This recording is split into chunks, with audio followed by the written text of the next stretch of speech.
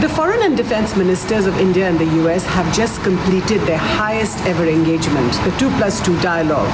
Now, the most important outcome of this conversation has been a signature on the Kumkasa.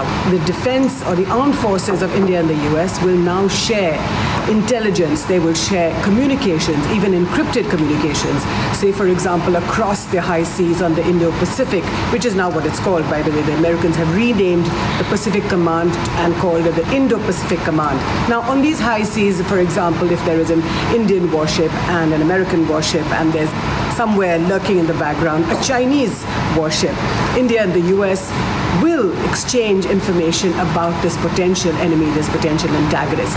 But that's not the only really significant outcome of this conversation.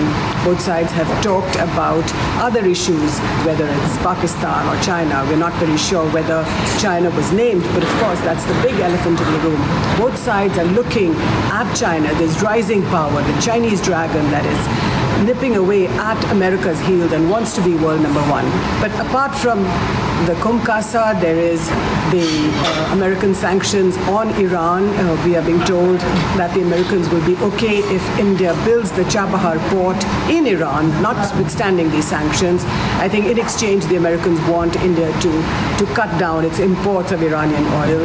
But Chabahar is most likely to remain because of landlocked Afghanistan. The big question, will India continue to buy the Russian S-400 surface-to-air missiles? The Indians say yes. It seems as if the Americans, for the moment, aren't as concerned as they were before this conversation. All in all, it seems as if India is much more embedded into the American strategic environment. A long, long way from the time when India and the former Soviet Union, or India and Russia, were major partners.